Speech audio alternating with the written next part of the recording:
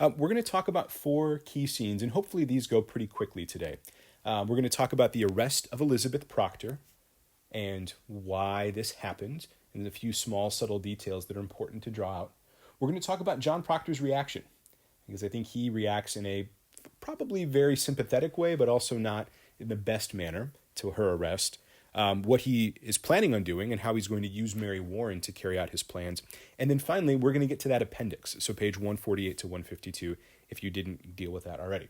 All right, let's hop over to the text. We're going to go to Act 2, Scene 2, and we're going to start on page 73. So this guy, Ezekiel Cheever, enters into the Proctor home, and he has come to arrest Elizabeth Proctor because of these things called poppets, right? Hand me any poppets that your wife might keep here. Now, what is a poppet? Right? Some people use it as a term of endearment, right? Talking about a small little girl or kind of an innocent, naive child. But really, a poppet was a physical doll, a small little doll that initially was just an innocent little child's toy, but came to be known as a tool that would be used for witchcraft, right? So having poppets in your home might signify, if you're an adult, that you're involved in some sort of dark magic. And Elizabeth is initially very surprised by this, right? I never kept no poppets, not since I were a girl, right? I put that childish stuff away when I was a child. And then here's the subtle detail. He's glancing toward the mantel where Mary Warren's poppet sits. I see one. Well, why? This is Mary's. Interesting. So Mary Warren, the poppet that she gave to Elizabeth just a few pages earlier, now becomes a tool that the court can use to accuse and convict Elizabeth of witchcraft. And it's not just the poppet itself, it's what they find within the poppet, right? This little doll. There's something in there. And if you notice on page 74, Cheever draws out a long needle from the poppet. It's a needle. Herrick, it's a needle. And honestly, the Proctors are stunned. What's going on? How did this happen? Now, Mary Warren initially gets accused, right? On page 75. What's going on here? You gave us this, right? How did this poppet come into my house, is what Proctor says. What's going on? I don't know, Mary Warren says. And Mary Warren, a needle had been found inside the poppet? Why, I meant no harm by it, sir. You stuck a needle in it yourself? I believe I did, sir. But then we find out something else very subtle here. Okay, again, it's the subtlety. Page 76. I wasn't in doing any conjuring. Why, no, sir. I'm entirely myself, I think. Ask Abby. Abby sat beside me when I made it. Okay, so now we know what's going on. Now it becomes clear. If Abigail Williams was involved with this, if she was sitting next to Mary Warren, then perhaps it's possible that she had something to do with this, right? What's a great way of getting Elizabeth Warren accused? Well, put something in her home that would signify her as a witch. Now, John Proctor freaks out. Okay, now this is not going to be his biggest freak out moment in this play, but he has certainly a moment. I'm going to switch highlighter colors to a nice orange to signify his freak out. Because what he does is he really just overreacts, okay? He grabs the warrant, suddenly snatching the warrant out of Cheever's hands. Out with you. Proctor ripping the warrant. Out with you. Right? This is an official court document. This is a warrant for his wife's arrest, and he takes it and he rips it. Right? And then he basically says, damn the deputy governor, out of my house. I don't care what the deputy governor says. He's got no authority here. Now, in Proctor's emotional state, he actually utters a pretty important line on page 77, right?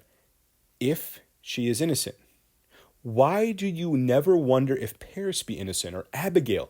Is the accuser always holy now? Is the accuser always holy now? He says, this warrants vengeance. I'll not give my wife to vengeance.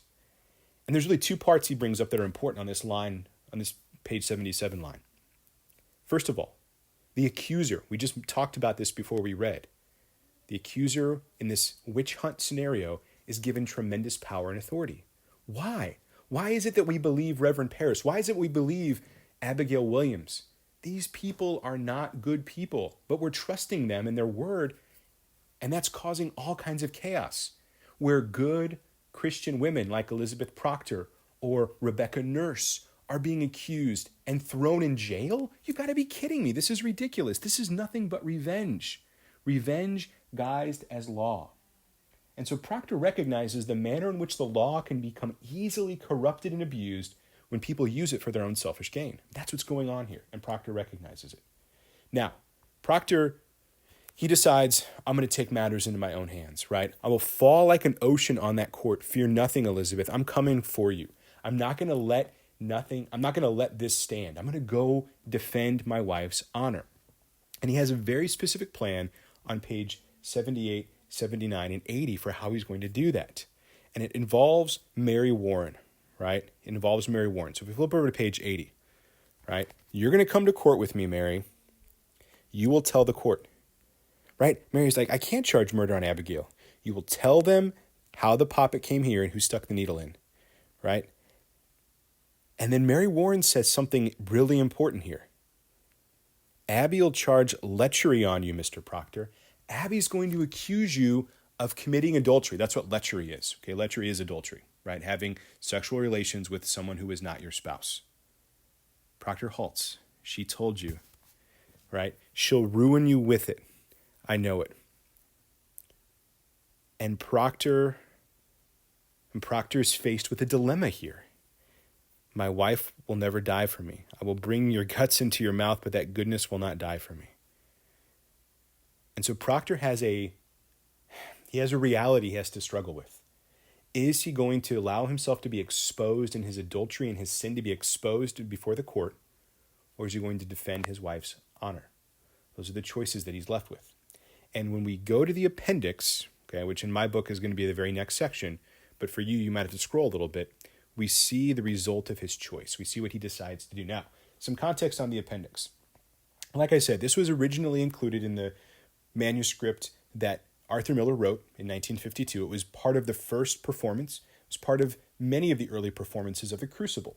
But Arthur Miller went back and cut it out. In fact, he cut it out starting around 1971.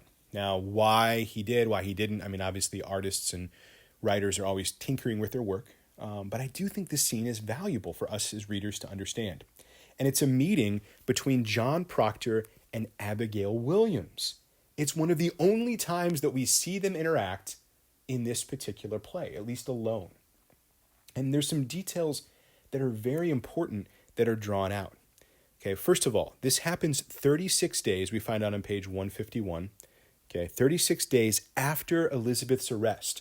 So the jump between page 81 and page 148, even though chronologically they are in order, has been a lengthy amount of time, over a month.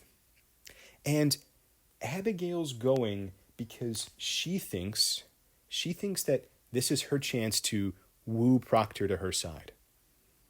All right? And she starts by talking about her suffering. How do you suffer, Abby? Why, look at my leg. It's holes all over from the damn needles and pins. The jab your wife gave me is not healed yet, you know. I think sometimes she pricks it open while asleep. Okay, so hold on a second. We got to understand what's going on here. Abigail Williams, in order to make the accusations appear true that she's making against all of these women, she's actually physically harming herself so that she has the appearance of needle pricks and cuts and other wounds that are being caused by the women that she says are bewitching her. Wow, this is dark, right? This is messed up. This is self-harm. Now, Abby doesn't stop there talking about her suffering. She makes it very clear what her purpose is with all of this in this lengthy paragraph that she speaks on page 150, right? The second part of it. God gave me the strength to call... that's the eraser, not the highlighter. God gave me the strength to... there we go. Let's get the right one. They called them liars, and God made men listen to me. And by God, I will scrub the world clean for the love of him. Oh, John, I will make you such a wife when the world is white again. She kisses his hand. You will be amazed to see me every day in the light of heaven in your house. And he backs away. You see, Abigail still in her delusional mind thinks that everything that she's doing, all of the pain she is putting herself under, but all the pain that she's inflicting upon the community is for one purpose only. She wants to become the wife of John Proctor. So this entire charade that she is engaged with has been with one goal in mind. will make you such a wife when the world is white again, John Proctor. I'm going to come into your house. I'm going to be your wife. I'm going to have children with you. We're going to live out our life together, happily ever after. This is her messed up fairy tale, right? This is her depraved fairy tale. One thing else that's important in this scene, I'm going to switch over to orange because that's the color I used for Proctor. Proctor recognizes that he's going to have to expose himself. Page 152. I will prove you for the fraud you are. And if they ask why Abigail would never do such a murderous deed, what will you tell them? I will tell them why. You will confess to fornication in the court. If you will have it so I will tell it. I'm not backing down, Abigail. I see what I have to do in order to defeat your lies. I have to defeat them with the truth. I am willing to confess adultery before the court of the Puritans, and I know that that's going to lead to some pretty bad things for me. That might cost me my life, but if it saves the life of my wife and the life of my family, I'm willing to do it. I will confess my sin before these Puritans. I will bring you down with me, Abigail Williams. It's essentially what John Proctor's saying here. And so we're left with that.